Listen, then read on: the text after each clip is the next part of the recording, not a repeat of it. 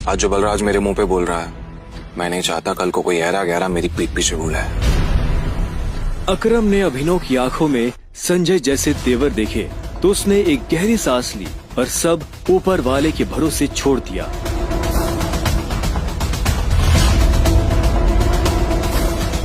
लगभग 1 घंटे के बाद बलराज अभिनव और अकरम के साथ अपनी प्राइवेट एरेना में आ गया था। ये वही एरेना थी जहां पर बलराज अक्सर लड़ाई किया करता था। उस बड़ी सी एरेना में उन तीनों के अलावा और कोई नहीं था। एक बार फिर सोच लो, मैं आज तक इस रिंग में हारा नहीं। तुम इस रिंग में आज तक इसलिए नहीं आ रहे हो बलराज क्योंकि तुम्हारा सामना आज से पहले संजय के बेटे टाइगर से नहीं हुआ था। तो अकरम मियां, किस पर दाव लगाओगे? मुझ पर या इस पर? बेवकूफों जैसी बात मत करो। भला टाइगर के होते हुए किसी और पर दाव लगाया जा सकता है क्या? सोच लो, बहुत बुरी तरह पछताओगे। दुनिया हंसेगी तुम पर। वो दिखाने लायक नहीं रहोगे। चलो फाइट शुरू करते हैं। अभिनव ने बलराज को ऊपर से नीचे तक देखा। वो देखने में भारी था और अभिनव उसके इसी भारीपन पर वार करने वाला था। दोनों के बीच लड़ाई शुरू हुई। उसने जैसे ही अभिनव पर पहला मुक्का मारा तो अभिनव एक बार को सन रह गया। और एक बात हमेशा याद, अपनी आखिरी सांस तक लड़ना है। समझ गया ना टाइगर? ये किसको लेकर आ गए? ये हम पे राज करेगा? हाँ, मैंने कहा था ना कि कोई भी हमारे सर पे आकर बैठ जाएगा और बोलेगा कि मैं टाइगर हूं, और हम मान लेंगे? बिल्कुल नहीं। Come on. उसका मुक्का अभिनव की नाक तोड़ता उससे पहले ही अभिनव को होश आ गया और उसने अपना सर नीचे झुका लिया। बलराज का मुक्का खाली गया और वो पलटकर अभिनव को देखने लगा। अभिनव गंभीर था। उसे याद आ रहा था कि बचपन से ही उसके पिता संजय ने उसे लड़ना सिखाया था। बलराज को इस बार गुस्सा आया। वो फिर से तेजी से अभिनव की तरफ बढ़ा और अभिनव ने झुक करके उसके पैर पर लात मार दी। बलराज अपने आप को संभाल नहीं पाया। अरे बलराज सरेंडर कर दो, क्यों अपना रिकॉर्ड खराब कर रहे हो? मैं बाहर किसी से नहीं कहूंगा कि तुम टाइगर से हार गए। बलराज एक के बाद एक अभिनव पर मुक्के बरसाना शुरू कर दिए। अभिनव ने अपने आप को उसके मुक्कों से बचाया।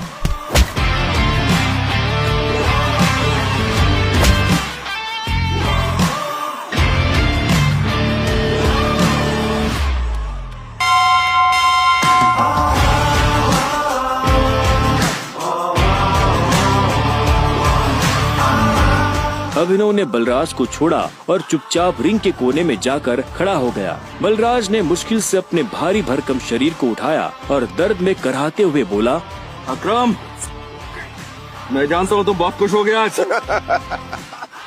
बलराज की कमर में मोच आई थी और उसने हंसते हुए अभिनव से कहा, कहाँ से सीखा ये सब?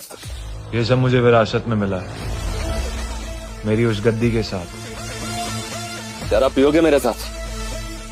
आज की पार्टी मेरी तरफ से। बलराज, ऐसे नहीं कहते, ऐसे कहते हैं कि टाइगर जी, क्या आप मेरे साथ शराब पिएंगे, पार्टी करेंगे? इस तरह। टाइगर जी, क्या आप आज मेरे साथ शराब पीना पसंद करेंगे? पार्टी करेंगे? हाँ, ओके। राइट। क्यों नहीं?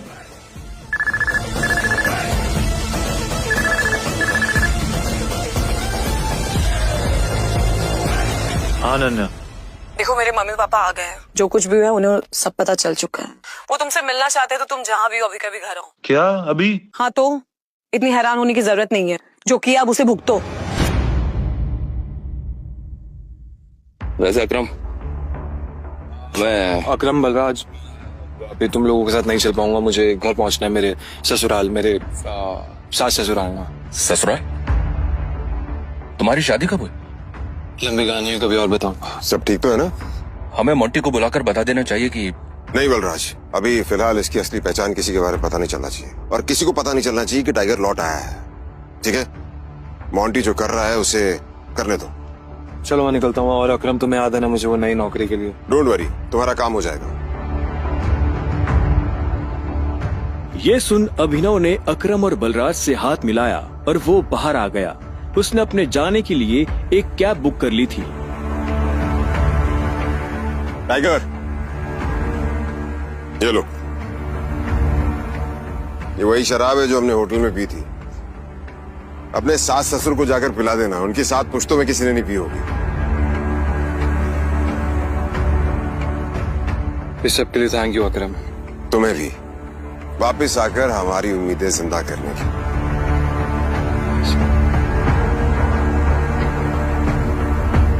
अब आजा कि अंदर रिंग में ही रहेगा। कुछ देर के बाद गाड़ी अनन्या के घर के बाहर आकर रुकी। अभिनव नीचे उतरा और गहरी सांसें लेते हुए घर के अंदर पहुंच गया।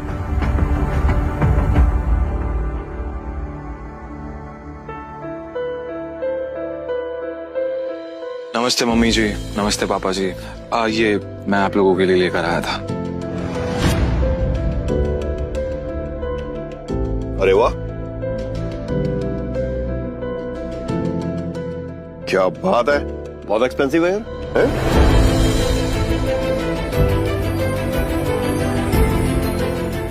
क्या खुशबू है, देख। क्या तुम भी? मुझे तो लगता है ये बॉटल्स कहीं से चोरी करके लाया होगा। तुम्हें लगता है इसके जैसा आदमी इतनी महंगी शराब अफोर्ड कर पाएगा? और तुम ये सब क्यों लाए हो यहाँ पे? हमारे बेटी के साथ जबरदस्ती करने के बाद हमें रिश्वत देना चाहते हो तुम? वो भी चोरी की हुई शराब? सॉरी, लेकिन ना ही मैंने किसी के साथ जबरदस्ती की और ना ही कोई चोरी की है। अच्छा, तो फिर मेरी बेटी के साथ तुम्हारा भूत सोया हुआ था? तुम ये सब इसलिए कर रहे हो ना ताकि तुम मेरी बेटी की जायदाद हड़प कर सको?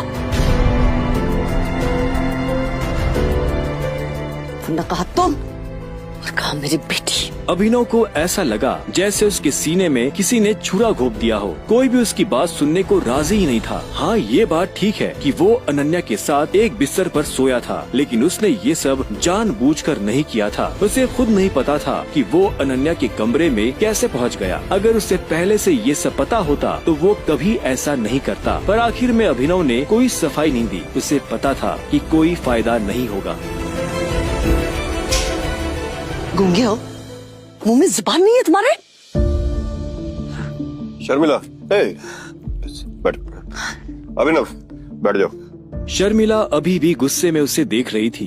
अभिनव बैठा और राजीव ने आगे कहा, तो वहाँ जो कुछ भी हुआ है हमें उसके बारे में सब कुछ पता है और अनन्या को भी ये मालूम नहीं है कि उसके साथ कैसे हुआ है। लेकिन मुझे ऐसा लगता है कि वहाँ पे कोई बहुत बड़ी गड़बड़ हुई है। चलो, अब जो कुछ भी है, तुम्हारे और अनन्या का रिश्ता तो बदल नहीं सकते। वैसे भी जो कुछ हुआ उसका उसे मलाल नहीं था। अगर वो अनन्या से नहीं मिलता तो वो अकरम से कभी नहीं मिल पाता। साथ ही वो बाहर की दुनिया में अनन्या का नाम भी खराब नहीं होने देना चाहता था। ऐसे में वो भी नहीं चाहता था कि ये शादी टूटे। तो अभिनव, तुम क्या करते हो? मैं एक डिलीवरी बॉय का काम करता था और आज मुझे नौकरी से निकाल दिया गया। उसके ये शब्द किसी बॉम्ब की तरह उन दोनों पर गिरे। इससे पहले कि शर्मिला कुछ कहती, राजीव ने कहा, अभिनव, तुम्हें जल्द से जल्द नौकरी ढूंढनी पड़ेगी और वो भी अच्छी वाली। तभी तुम मेरी बेटी के साथ लीगली शादी कर सकते हो। चलो, अब तुम जा सकते हो। अभिनव उठा और बाहर निकलने लगा। इतने में शर्मिला के गुस्से में और एक उबाल आया और वो अभिनव के पीठ पीछे बोली, देखा कितना ढीठ है ये? ओवर कॉन्फिडेंस तो देखो इसका।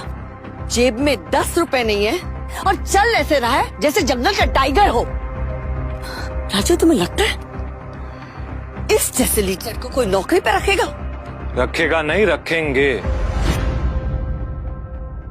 मेरे लिए काम की कमी नहीं है। सुना तुमने? राजीव भी अभिनव की बात सुन हैरान हो गया। इतने में अभिनव शर्मिला के पास आया और बोला, अगर मुझे एक अच्छी नौकरी मिल गई तो क्या आप मुझे ये साबित करने का मौका देंगी कि मैं अनन्या से शादी करने के लायक हूँ? बड़ा कॉन्फिडेंस है। अरे भाड़ में जाए ऐसा कॉन्फिडेंस। और तुम, नौकरी का मतलब ये नहीं है ये कल के तुम किसी पार्किंग लॉट में जाके बैठो और लोगों की गाड़ियों की रसीद पढ़ो। मेरा मतलब है नौकरी जैसी नौकरी, असली नौकरी, सही वाली नौकरी। और अगर कल तक तुम्हें ऐसी नौकरी मिल जाती है ना, तो तुमने जो कुछ भी अभी कहा उसके बारे में एक बार सोच सकती हो। शर्मिला से ये सुनते ही अभिनव के चेहरे पर बड़ी सी मुस्कान आ गई। शर्मिला को नहीं पता था कि अभिनव कौन है, और उसके पीछे किसका हाथ है। उसने मुस्कुराते हुए हाँ में सिर हिलाया और घर के अंदर जाने लगा। रात बहुत हो चुकी थी और उसे पता था कि इस वक्त वो अपने घर नहीं जा सकता था। उसने सोचा था कि वो अनन्या के कमरे में जाकर सो जाएगा। वैसे भी अब दोनों पति पत्नी थे। ऐसे में अभिनव जैसे तैसे उस बड़े से घर में अनन्या के कमरे के बाहर पहुंच चुका था। क्या है? रात बहुत हो गई, मैं अपने घर नहीं जा सकता, मुझे सोने के लिए जगह चाहिए। तो क्या तुमने मुझे अपने मम्मी पापा से मिलने के लिए बुलाया था ना, तो तुम ही जगह दो सोने की। हेलो, तुम्हें क्या लगता है मैं फिर से तुम्हें अपने कमरे में आने दूंगी? तो मैं और कहाँ जाऊंगा? मुझे नहीं पता, जो करना करो, बट पैरेट वरना मैं तोड़ दूंगी। अभिनव पहले तो नहीं डरा, पर जब दरवाजा उसके पैर को छूने ही वाला था कि उसने अपना पैर पीछे खींच लिया। अनन्या ने दरवाजा बंद किया और दूसरी तरफ से चिल्लाते हुए बोली, नौकरों की जगह ना मालिकों के कमरों में नहीं, घरों के स्टोर रूम्स में होती है। ये सुनते ही अभिनव को बुरा लगा, पर वो कर भी क्या सकता था। उसने बस बंद दरवाजे को देखा और हताशा से अपना सिर हिलाने लगा। अब आगे क्या होने वाला था? कहाँ सोने वाला था अभिनव? और क्या उसे इस घर में कभी इज्जत मिल पाएगी? और क्या होगा जब अनन्या के घर वालों को अभिनव की असली पहचान के बारे में पता चलेगा? जानने के लिए सुनते रहिए द रिटर्न ऑफ टाइगर, सिर्फ पॉकेट FM पर।